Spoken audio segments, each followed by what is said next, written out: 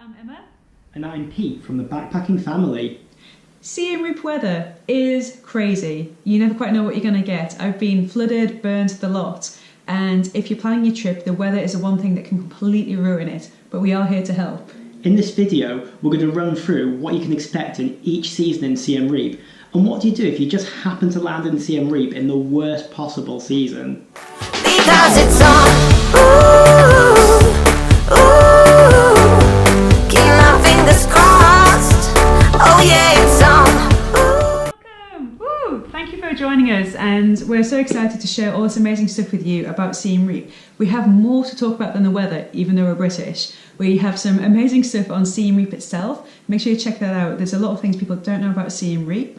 We also have a great guide on Angkor Wat. Yeah, I love Angkor Wat, and I love saying Angkor Wat. Make sure you check that one out. And what else do we have? Oh, accommodation. Yeah, you need somewhere to stay, and there are loads of awesome places in Siem Reap to stay, so make sure you check those out. Right, time to get my geek on. Have a look at this graph. Cambodia is a tropical climate, so it's either hot or very hot. March to May are the very hottest months, and temperatures can average around 35 degrees Celsius. They can get up into the high 30s or 100 Fahrenheit at this time of year. But then in June it begins to cool down slightly, the southwestern monsoon comes along, and the temperatures drop a little bit. So when's the best time to visit Siem Reap? November to February are great months because it's cool, dry, breezy, and you can also get some awesome sunrises and sunsets at this time of year too. By February things begin to warm up a bit. The really hot, dry, dusty months are March to May. This is a good time for road travel because there's not going to be any flooding. But by midday, early afternoon, it can be baking hot. Also, the haze and dust in the atmosphere can lead to great colours in the sunrise and sunset. But it's not a great time of year to take a boat trip due to low water levels. June to August are the hot, rainy months, which can lead to flooding on roads. And you'll also often experience heavy tropical downpours in the afternoon or at night. But don't write it off. This can be a beautiful time of year to visit Angkor Wat. The lakes and pools will be full.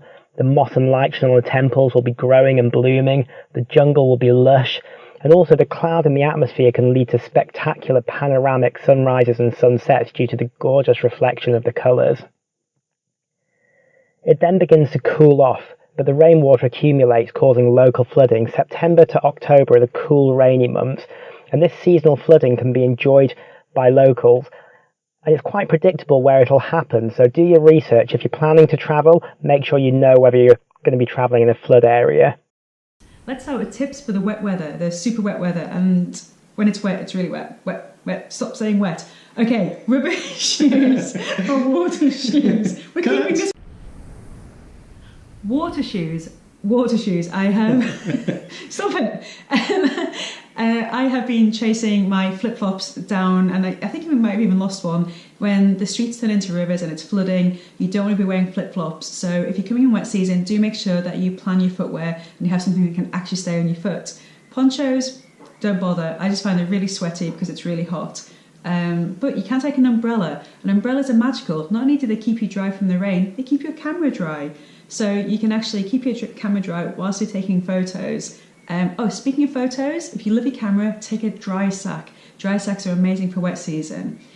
And wet season is full of those horrible little bitey things. Mosquitoes. Thank you.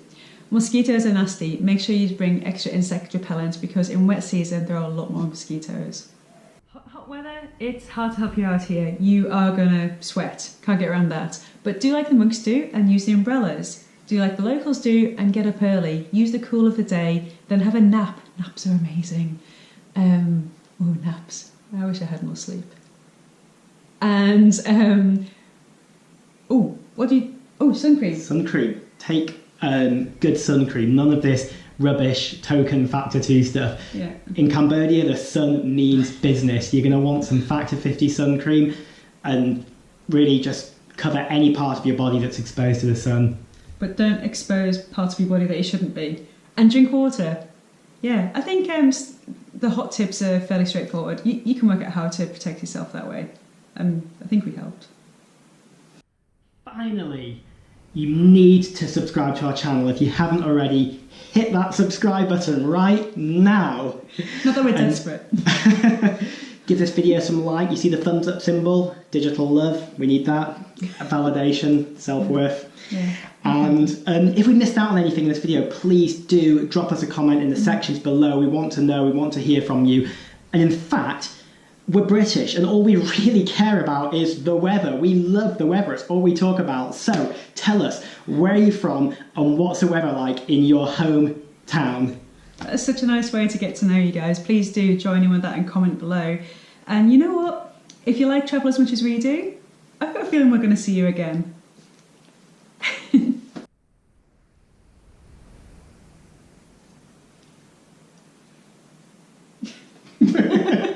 This is so weird. This is really weird. I think there's some things there and there you can click on. Okay, no, let's just stop there.